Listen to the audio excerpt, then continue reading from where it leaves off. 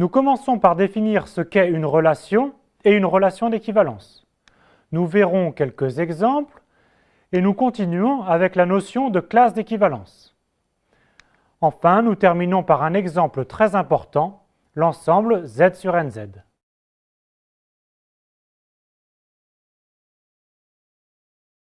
Définir une relation sur un ensemble E, c'est associer à un couple XY d'éléments de E la valeur vraie s'ils sont en relation ou la valeur faux s'ils n'ont. On notera X, R, Y si X et Y sont en relation. Nous schématisons les éléments de E par des points. Et si l'élément X est en relation avec l'élément Y, alors on dessine une flèche de X vers Y. S'il n'y a pas de flèche de X vers Y, alors X n'est pas en relation avec Y.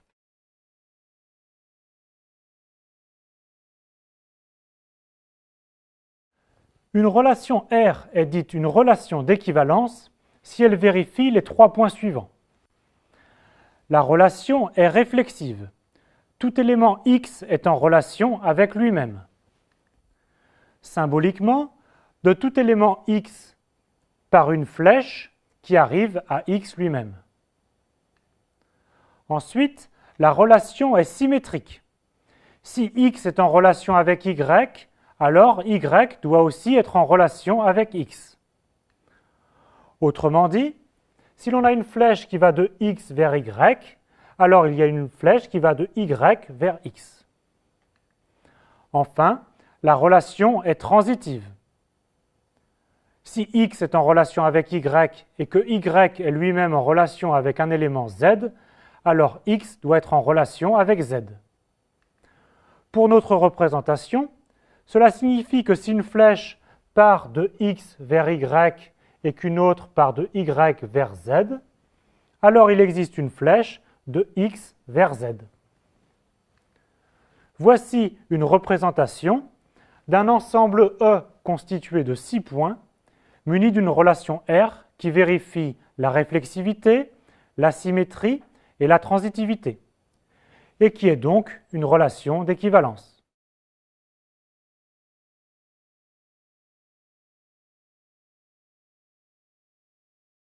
Premier exemple, être parallèle est une relation d'équivalence sur l'ensemble des droites. En effet, la relation être parallèle est réflexive. Une droite est parallèle à elle-même. La relation être parallèle est symétrique. Si une droite D est parallèle à une droite D', alors D' est parallèle à D. Enfin, la relation être parallèle est transitive. Si D est parallèle à D' et D' est parallèle à D seconde, alors D est parallèle à D seconde.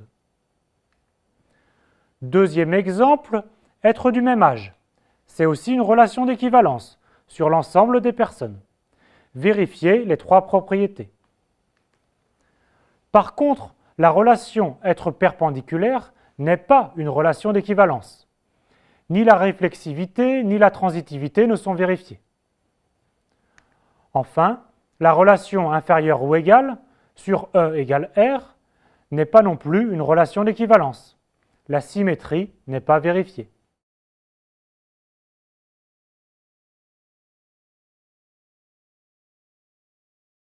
Revenons à un ensemble E et soit R une relation d'équivalence. Fixons X un élément de E. Alors la classe d'équivalence de X est l'ensemble des Y qui sont en relation avec X. Voyons un exemple. Quelle est la classe d'équivalence du point X? C'est l'ensemble des points qui sont en relation avec X. Donc sur notre représentation, ce sont tous les points reliés à X par une flèche. Il y a donc 4 éléments dans la classe de X. Même question avec X'. Quelle est sa classe d'équivalence? La classe de X' est constituée de 2 éléments. N'oubliez pas X' qui est en relation avec lui-même, donc appartient à classe de X'.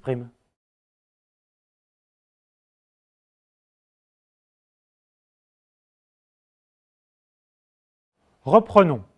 La classe d'équivalence de x est l'ensemble des éléments y qui sont en relation avec x. C'est donc un sous-ensemble de E, et on le notera aussi parfois x bar. Un élément y de la classe d'équivalence de x s'appelle un représentant de classe de x. Voici quelques propriétés. Tout d'abord, si x et y sont en relation, alors ils ont la même classe d'équivalence. Réciproquement, si deux classes d'équivalence sont des ensembles égaux, alors x et y sont en relation. On vient de voir que si deux éléments sont en relation, les classes sont égales. Et si deux éléments ne sont pas en relation, les classes sont différentes. Mais on a davantage. Si x et y ne sont pas en relation, alors les classes de x et de y sont disjointes. L'intersection de classe de x avec classe de y est vide.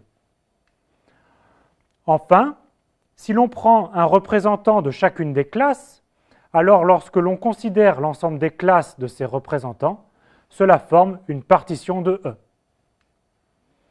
Rappelons qu'une partition d'un ensemble E est juste un découpage de l'ensemble E en sous-ensembles EI, de telle sorte que E soit l'union de tous les EI et que deux sous-ensembles quelconques EI et EJ ne s'intersectent pas.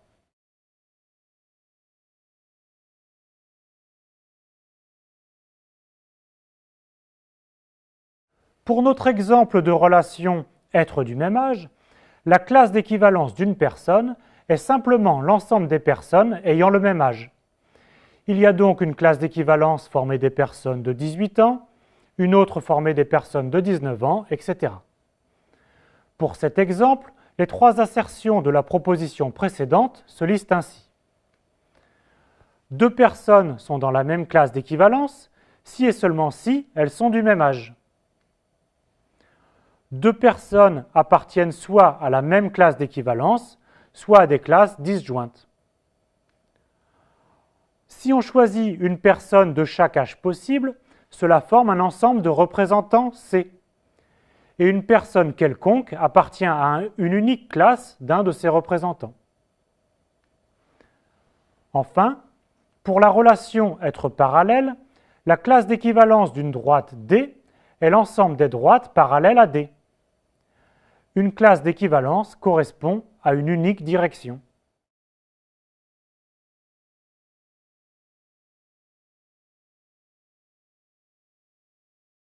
Venons-en à l'exemple le plus important, la relation modulo n.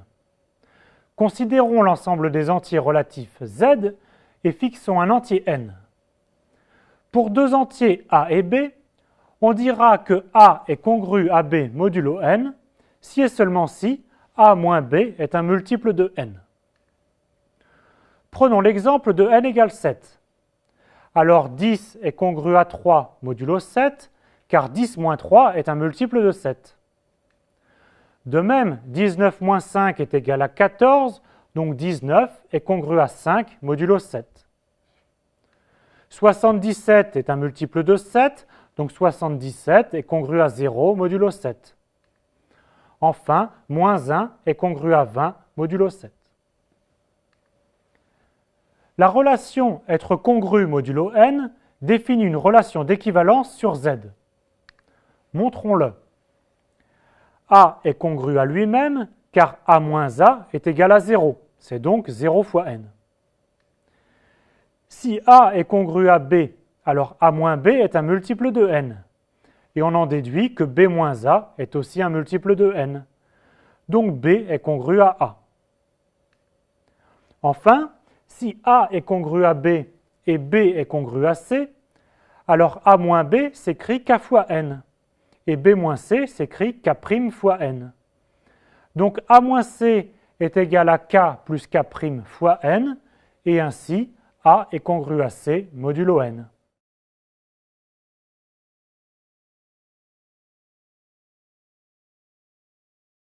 La classe d'équivalence de A pour la relation être congru modulo n est donc l'ensemble des entiers B tel que B est congru à A modulo n. On note ici cette classe A bar. Les B sont donc de la forme A plus un multiple de n. A bar est donc l'ensemble des A plus K fois N pour K parcourant Z. Cet ensemble se note aussi A plus NZ. N est congru à 0 modulo N, donc N bar est égal à 0 bar. De même, N plus 1 est congru à 1, donc N plus 1 bar est égal à 1 bar. N plus 2 bar est égal à 2 bar, et ainsi de suite.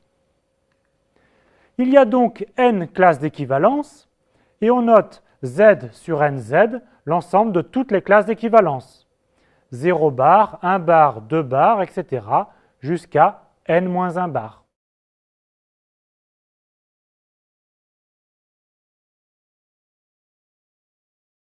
Reprenons l'exemple de N égale 7.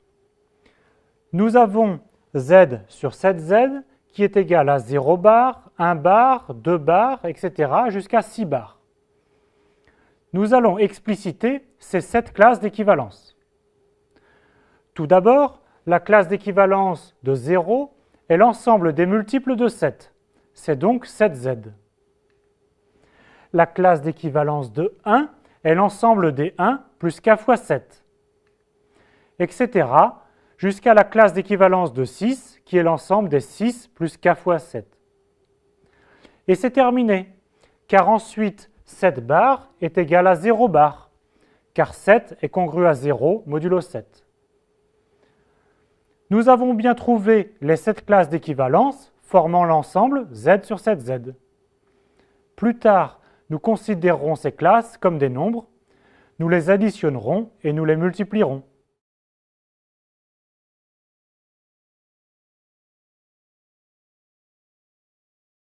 Entraînez-vous avec ces différents exercices.